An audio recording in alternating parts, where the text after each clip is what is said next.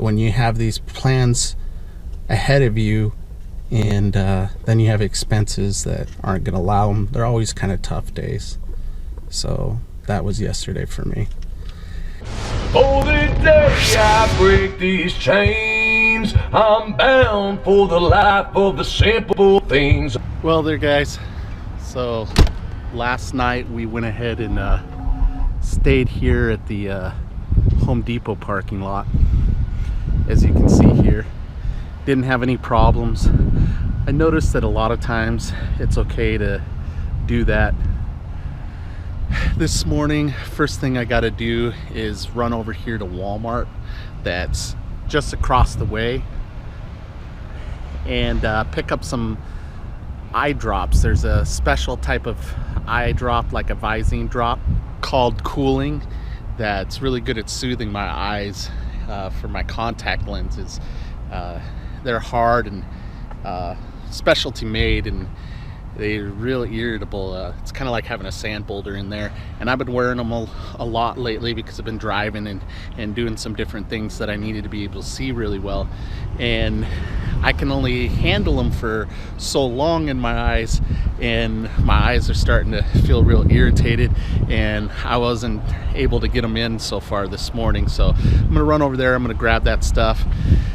If you're, a lot of times people are curious why I hold my phone right up to my face all the time. It's because I gotta get a corner where I can actually focus on it. I got tons of focal spots across my cornea because I got thin spots and thick spots. My cornea was damaged when I had a tumor back in 2010. It was like 3 centimeters, and it caused pressure behind my eyes and on my retinal nerve. So anyways, a lot of people like to make jokes on that or wonder why that is, so I thought I'd just share that with you. Over here in the Walmart parking lot, I walked over here, and right now I figured before I went in there I'd go ahead and check out the parking lot and see, you know, if I could get away with parking over here. And we have a couple of RVs that are here. We got this big old Class A, and they have their slides out. That it's not the best thing to do. We got a Class C over here that's older, and a truck camper there. This is the one really bad thing about slides like this, is that, you know, it's better that you don't actually go and put your slides out when you're here in you know, Walmart and everything. You want to be as inconspicuous as possible, and so when you see something like that kind of stands out and everything, and I think it's best that you don't. Well, when you get some of these modern Class A's, they're designed where it's unusable inside without the slide out. So a lot of people are almost forced to do that to make any kind of use of their rig at all. So that's another reason why I'm not a big fan of slides. Looks like they got a tow dolly too, so they may only be here for just a bit. And if you check out their tow dolly, it's very similar to ours, and the hitch comes up and sits, leaving the tow dolly just slanted back just a tiny bit with the ramps. That was the way I was showed to do it as well. Looks like I was wrong. There's a couple more RVs over here. Here's a Class C, or maybe this is a Class B plus, normally referred to as. And then over here there's a couple more, and that van looks like it could be somebody staying in that as well. I know over there at the Home Depot I was kind of across multiple parking spaces. I don't really like doing that. Just like this Class A with the tow dolly there is right now, I really am against doing that unless you absolutely have to. When I'm trying to find a place to park at, I try to find somewhere where I can pull into lengthways. One thing and nice thing about Smitty is when we had Smitty, it would fit perfectly in 2 of those parking spaces. So it wasn't nearly any kind of issue. Now we're another 6 feet longer, plus we have the car dolly and everything, and so it's more complicated to stay with the way I think things should be done when you're trying to park overnight in somebody's parking lot. I think the best that I'm going to be able to do is probably something like right here. Yeah, I can pull in forward, be able to back the car out, because we're going to go and do some errands here. So I think I'm going to go ahead and do that, and we'll probably stay there tonight since it looks to be pretty RV friendly over here. All right, so I got the cover off, and this thing's a dirty, disgusting mess. And then here's my controls. Somebody told me to replace that capacitor there on the left, and so I'm gonna go ahead and try that. I think I'm trying to make sure that I can remember how everything hooks on there, and I'm getting ready to take that bracket off so I can play with it. But we'll see how it goes. It'd be nice to not have to replace it. This does not look like a cheap one though at all. All right, so the coil is a little dusty, a little dirty, but not terribly. It's not anything crazy.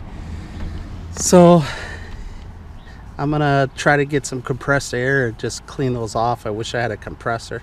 Should probably get one of these days. I guess it's time to see about. Do you think I should try to run it and see what it looks like running? Since I don't really know this stuff too well, I figured it'd be a good idea to take some photos, so I'm gonna go ahead and do that. And I turned this right side up so I could see where each wire correctly attaches. Shouldn't be too terrible. Somebody had installed a hard start on it, so this compressor might be toast, but we'll try to get another hard start guy kit here to replace it. And then I got out the capacitor itself, which is right there, so we're gonna go see if we can find them. For a suggestion, I'm over here at Granger's to try to find these capacitors. I finally got the part numbers, so worked out, so we're gonna try. Yep, I got 2 reds in the brown on the fan from when we took it off, so I'm got one more tab here to put another wire in. I need to try to see from that picture I got, but I think that's what I have. I have 1, 2, there's 2 whites here, there's yellow, yeah, there's 3 whites and a yellow left. I think that's going to be your common. Oh, that's all on the common? Yes. All right, I think I got it all wired up correctly. We're all plugged back in and tied down, and now I'm going to put the panel back on and put the cover back on this and see what goes. We've been experiencing a little bit, not a real bad, but a real light drip of coolant, and I don't know what's going on. I had that serviced before I even left to Hesperia, and then I had a hose replaced and stuff, and I thought they got everything because they did a servicing on it, but I'm gonna go underneath here and I'm checking, taking a look at the radiator. All right, see the little drip there? That wasn't there before.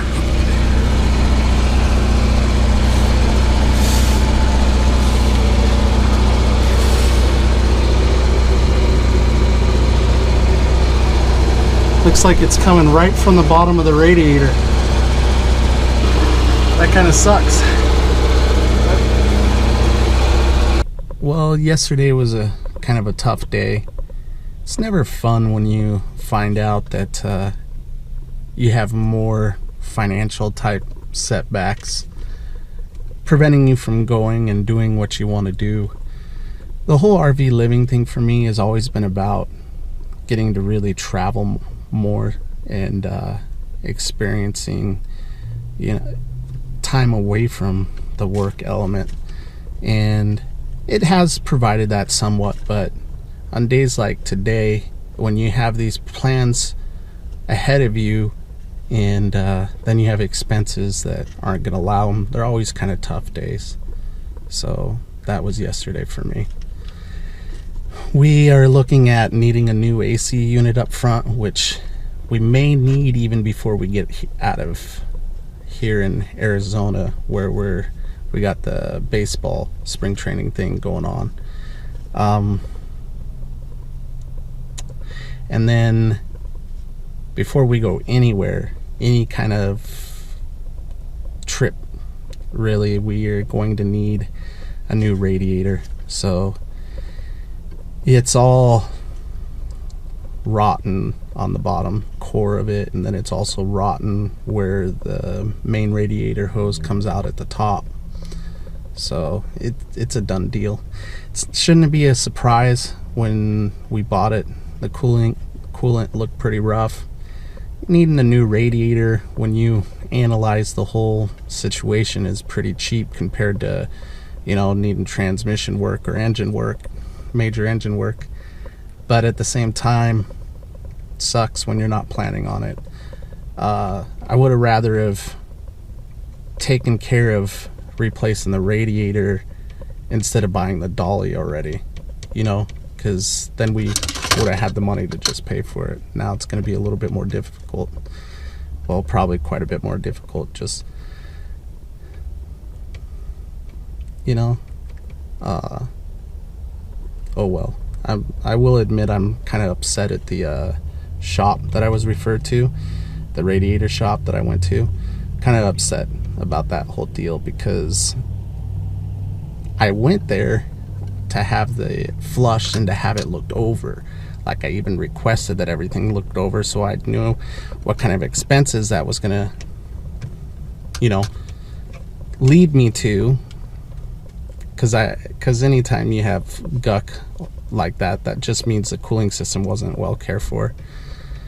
And I expected them to find it. They did replace one hose, one of the smaller hoses, but radiator hose. But I just don't know how they missed that the radiator was rotting out. And if they did see it, it bothers me they didn't tell me, because that's something I would have wanted to get done right away instead of just letting me go like that. It's not something to play with. You go out on a long trip towing a vehicle, you go up through some mountains, and that's putting some stress on that's can end up causing it to spring a leak pretty fast. And that's kind of what it's got. A tiny leak right now. It's not real bad, but that gets bad pretty quick, and we'll need to take care of it before we go anywhere. So just was a tough day yesterday. Today I'm going to edit this video up and show you what I kind of been up to. Get out there, connect with people, live your big story. Make sure you do something every single day to reduce world suck. Peace, guys. Peace and love. Without you, my friend, and I tell you all about it when I see you again. We come a long way from where we began. Oh, I'll tell you all about it when I see you.